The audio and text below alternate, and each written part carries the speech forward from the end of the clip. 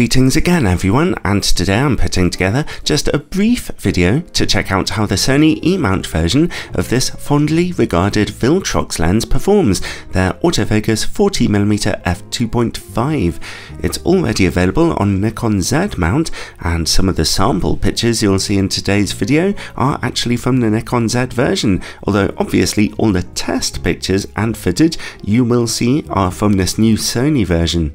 It's a full frame camera lens which costs a very low price of only $168 US, and I'd like to thank Viltrox very much for sending me a copy of this lens for evaluation, although as usual this is a totally independent review.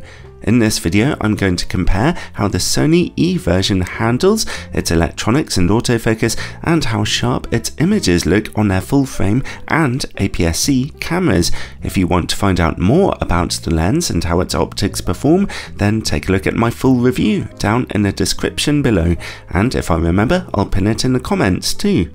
40mm on full frame is incredibly useful and very close to the perspective of the human eye, a wide angle but still tight enough to draw a little attention to your subject, and f2.5 is just a little bit brighter than usual for a budget prime lens, making it handy even for all kinds of general purpose shooting. The lens's construction is dead simple, but it doesn't feel too low quality. Although it weighs about 200 grams, it does feel solid enough in your hand.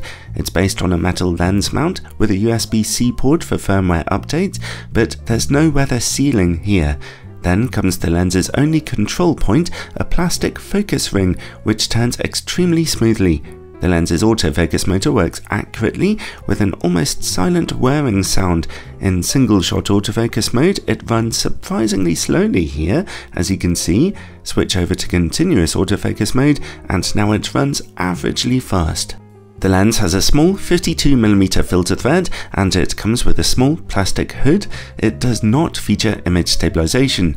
Overall, considering the lens's rock bottom price, the build quality here is absolutely fine, although the autofocus system isn't exactly lightning fast.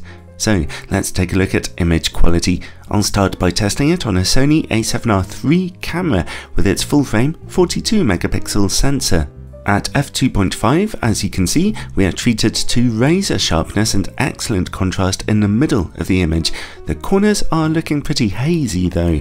Stop down to f4 for loads more sharpness and contrast in the corners, and at f5.6 they are looking essentially perfect.